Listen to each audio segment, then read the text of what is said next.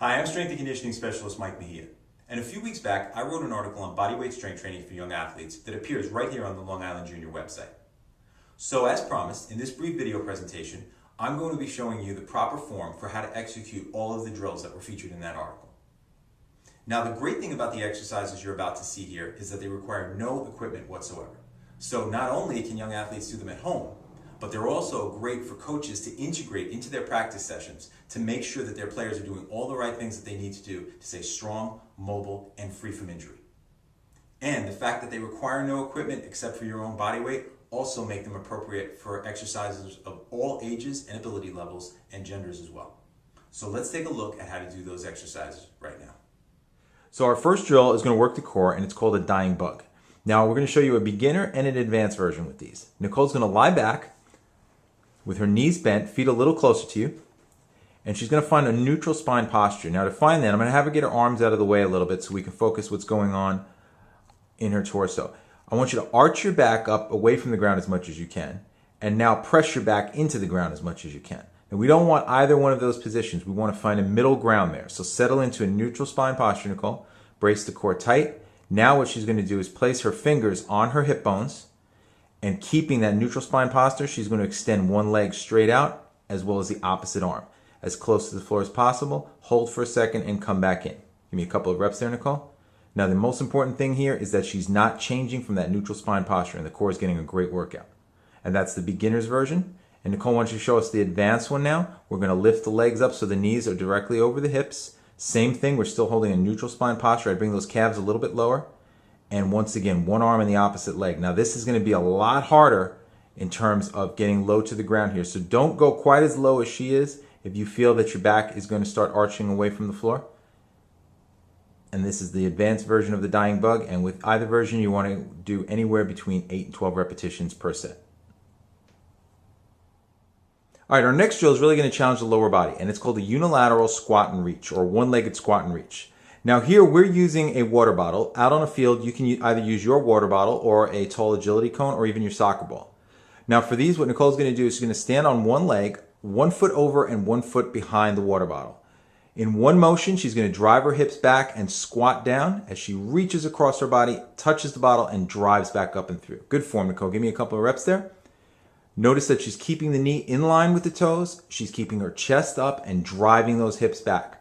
And by keeping the knee in line with the toes, what she's doing is really helping to prevent against knee injuries by allowing that knee to pinch inward or bow outward.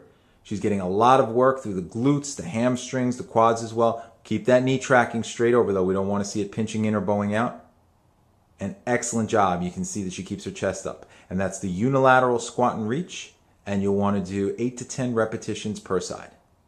Next up, we've got the windmill push-up. As you can see, Nicole's in a push-up position. Now she's got her shoulders directly over her wrists, and her feet are spaced out a little bit further apart than they would be for a normal push-up, and you'll see why in a second. She's got a nice core neutral posture, not allowing the hips to sag.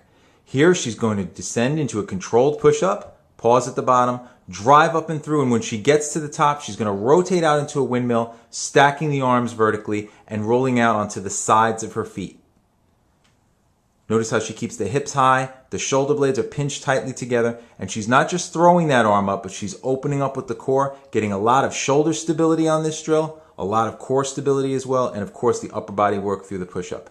Pause here for a second, Nicole, hips up nice and high, stack those shoulders, and that's a great job, and that's the windmill push-up, and here you're going to do anywhere between 6 and 10 repetitions per set.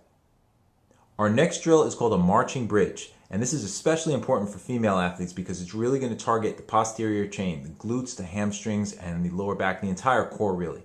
Now what Nicole's going to do here is lying down with her knees bent and feet flat on the floor. She's going to begin by bridging up into the air, using her glutes and her hamstrings and getting a nice dynamic stretch in the front of those hips. Now from here, she's going to keep those hips up high, keep that core braced tightly, and extend one leg out until it's straight and back down under control. Give me a few reps, Nicole. You can see as she alternates from side to side. What you're striving to do here is not allow the hips to drop or tilt down towards the floor in either direction. So what you want to see here is when she extends this left leg, you don't want that left hip to drop at all. You want to keep both hips squared up towards the ceiling. Very demanding drill, and this is the marching bridge, and you're going to want to do anywhere between 10 and 12 total repetitions here. Our next drill is called skydivers. And here you're going to be positioned flat down on your stomach with your elbows slightly bent and your legs straight to begin. In one motion, Nicole is going to lift her chest up off the ground, pinch her shoulder blades, and try to lift the front of her thighs up off the ground as well, and then lower back down. Just keeping her head nice and neutral. And what we're getting here is a lot of things. We're getting some scapular retraction in the upper back, so we're strengthening through the upper back. We're getting some extension in the low back as well, so we're targeting those muscles. And by lifting the front of the thighs off the ground, you can keep those knees bent a little more on the lift, Nicole. We're getting a lot of glute and hamstring activation as well. And as you can see in the top position, she looks like somebody who's skydiving out of a plane.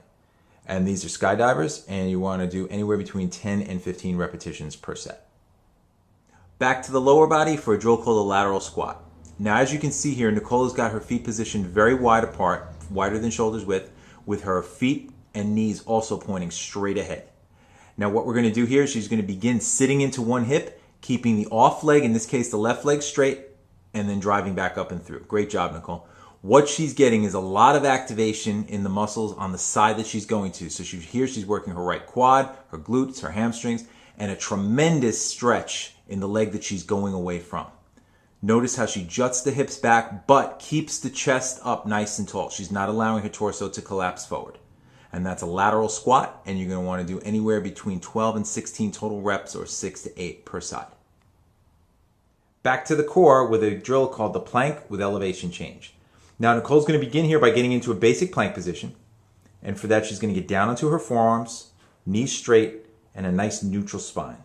As you can see, everything's in nice alignment there.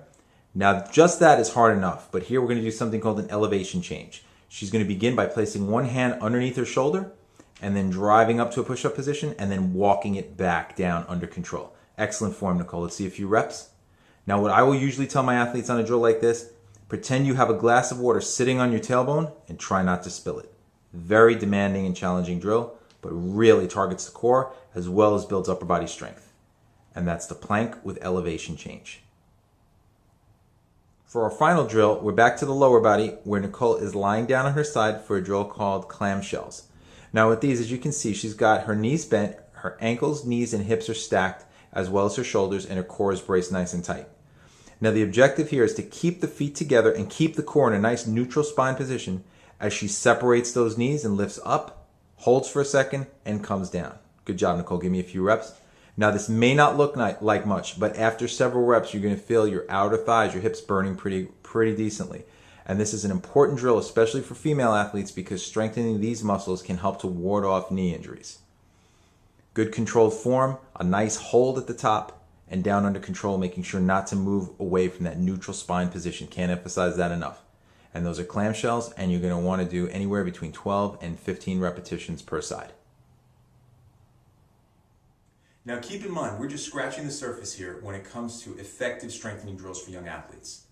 In the weeks and months to come, I'll be featuring all sorts of different drills. So if you're looking for effective strength training exercises featuring things like body weight, resistance bands, medicine balls, dumbbells, you name it, you've come to the right place. So be on the lookout for future videos. And in the meantime, if you have any questions or comments, feel free to shoot me an email at mike@basesportsconditioning.com. I'll see you next time right here on the Long Island Junior Soccer League website.